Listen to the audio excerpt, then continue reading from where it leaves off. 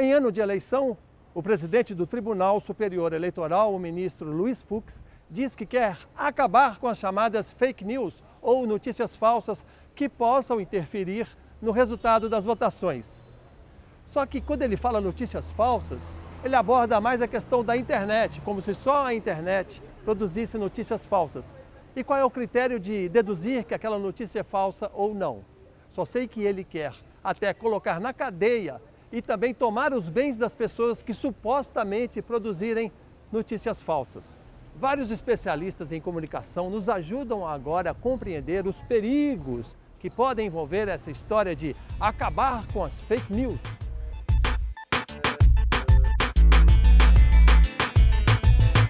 O que é o conceito de fake news? É notícia falsa. De que maneira que eles conceituam?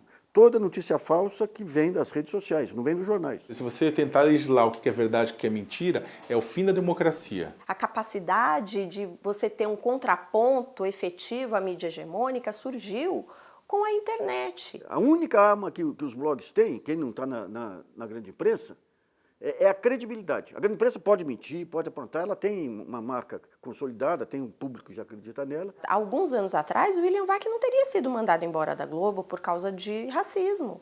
Isso só foi possível porque a mídia alternativa denunciou isso, porque isso ganhou eco na sociedade pela internet. A mídia tradicional, que sempre controla o debate político cotidianamente, ela perde esse monopólio. Como nós temos agora também a internet, que também questiona isso, então é evidente que nós estamos falando do quê? Uma tentativa de cercear a liberdade de expressão e cercear o debate político. Esse é o problema e a Constituição não permite isso. O que os grandes meios de comunicação divulgaram sobre a reforma trabalhista tem muita desinformação, informação sem qualidade e até mentira, né? Então, se houvesse de fato uma preocupação com isso, o TSE, por exemplo, não estaria criando uma comissão que envolve a ABIN, o Exército e a Polícia Federal. A democratização dos meios de comunicação é o único remédio para você desmontar uma fake news. Fake news, não existe outro. Nós não podemos aceitar que a justiça, que vai julgar petições de um partido contra o outro, um candidato contra o outro, já tem a priori uma visão a respeito do que seria a verdade. O que eu acho mais assim engraçado é que você tem um debate com a presença de um ministro, que também é ministro do STF, o ministro Luiz Fux, onde se discute uma questão que envolve um princípio constitucional. Não é uma questão administrativa, é uma questão política muito séria. Eu acho que o Tribunal Superior Eleitoral e o Estado brasileiro como um todo deve se preocupar sim com relação à questão das fake news. Porém, eu acho que eles erram a mão ao tentar imaginar que é possível você definir o que é verdade e o que é mentira por uma legislação. Essa preocupação com fake news é uma das coisas mais fakes que tem para organizar uma coisa perigosa que é a seletividade e a censura na rede. Se eu faço uma crítica ao candidato X, essa crítica não precisa ter caráter de injúria, calúnia, difamação.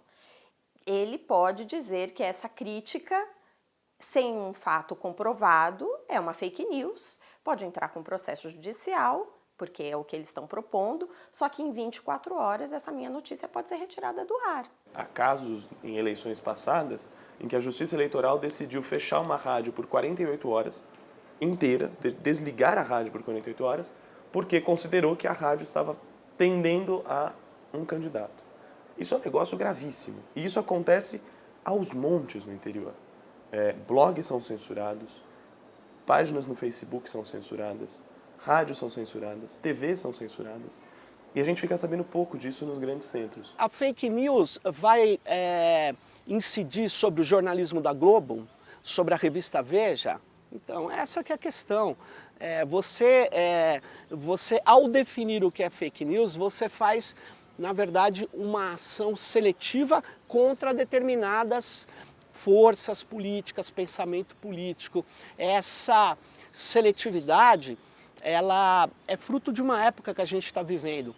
E ela é complacente com o discurso de ódio. O maior problema não é o fake news nessa eleição, é a violência argumentativa, é o discurso de ódio, é o racismo, é a homofobia, são os ataques que são extremamente baseados na eliminação do outro. O Estado deveria agir contra a disseminação de ódio, de intolerância e de promoção de violência nas redes sociais. Mas para isso não precisa de nova legislação, se tem legislação suficiente para isso. Quais são os critérios para dizer se a crítica que eu faço ao candidato A, B, C ou D, independente seja de esquerda ou de direita, é ou não fake news? Num artigo de opinião, se eu discordar de você, talvez um diga que o outro está mentindo.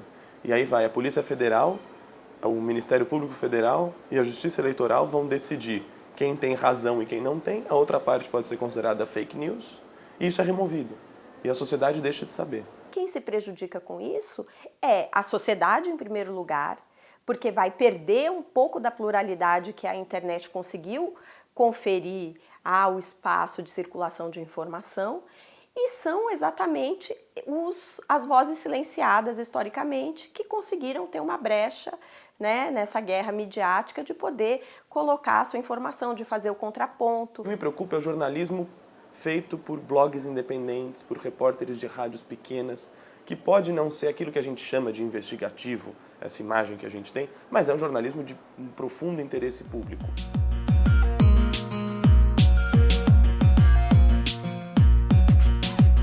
Propagação de um conteúdo que é produzido no formato e com estrutura de uma notícia tradicional, como as pessoas esperam que seja uma notícia tradicional, só que ao contrário de trazer uma informação nova, ele é feito com o objetivo de desinformar ou de manipular a opinião pública, trazendo dados que são conscientemente equivocados. Quem faz a informação imparcial e neutra? Os grandes conglomerados, as empresas midiáticas, porque elas têm a responsabilidade com a informação. O resto não é neutro, o resto não é imparcial. A invasão do Iraque em busca de armas de destruição em massa, que um jornal americano lançou e foi muito articulado como base para a invasão final ali do Iraque, é um fake news. Notícias falsas é um fenômeno que existe desde que o mundo passou a divulgar a informação. Eu posso, como professor de jornalismo, contar vários casos, na Revolução Francesa, na Reforma Protestante, e tantos outros casos que você teve propagação de informação incorreta, criando problemas graves para a sociedade. Esse debate sobre fake news ele ficou muito atual por causa das denúncias contra as denúncias feitas do Donald Trump na campanha, dizendo que as denúncias contra ele eram fake news, que as denúncias de que ele tinha contatos com os russos eram fake news. Poxa, passou um ano. Aquilo que tudo que se diz que é fake news está se comprovando. Como houve essa comoção internacional de que a Rússia teria interferido no resultado das eleições dos Estados Unidos através da disseminação de notícias falsas e boatos, né?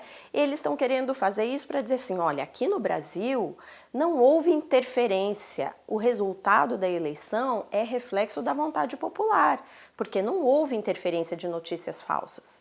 Mais uma fake news produzida pelo TSE, porque sempre no Brasil os resultados eleitorais, via de regra, sofrem alguma interferência de grandes meios de informação que produzem algum boato. Isso sempre existiu? Sempre existiu. Agora, em muita grande escala, feita por qualquer pessoa e muitas vezes invisível porque a gente não consegue ver devido ao algoritmo, o que torna isso muito mais pernicioso e violento. Como a lei eleitoral diz que o impulsionamento pago está permitido, o Facebook, na hora que um candidato autêntico colocar uma postagem sem pagar, o que ele vai fazer?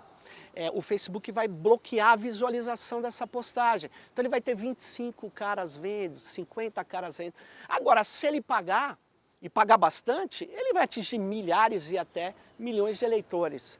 Então, na verdade, essa lei eleitoral e essa grande preocupação, ela vem na contramão da democracia. Ela autoriza o poder econômico nas redes. Fiz uma reportagem entrevistando o dono de uma consultoria que ele falava que ele tinha uma fazenda de perfis falsos. Esse é o termo que ele usa, fazenda.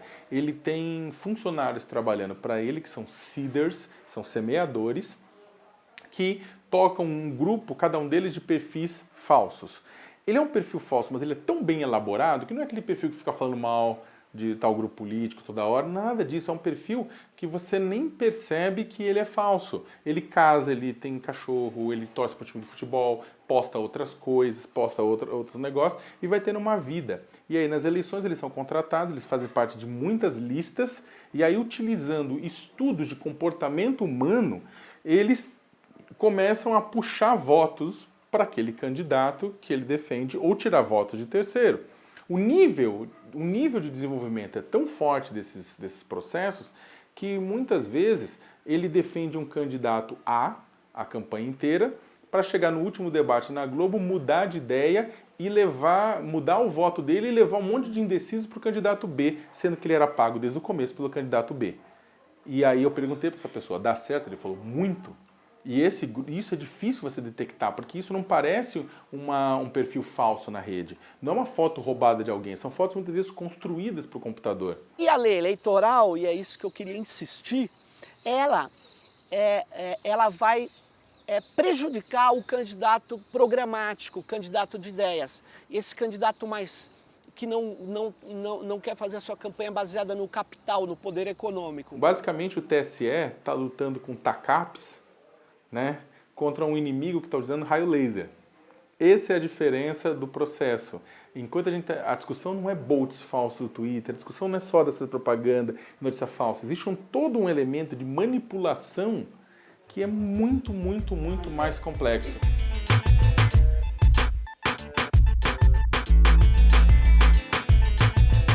Eu acho que a sociedade precisa cada vez mais pressionar o poder público e as instituições a criarem formas de educativas para que a sociedade saiba como ler uma notícia. A melhor maneira de combater fake news é com educação, porque quando uma pessoa lê uma notícia e ela desconfia daquela notícia, procura outra fonte, tenta identificar a fonte primária daquela informação, enfim, quando a pessoa lê aquilo com um senso crítico, isso facilita muitíssimo o trabalho de cada um separar o joio do trigo e faz com que a pessoa não compartilhe uma informação. Não confie em tudo que você recebe. Eu sei que dá uma vontade louca de confiar se você recebeu algo que confirma a tua opinião, mas cheque de onde ele vem.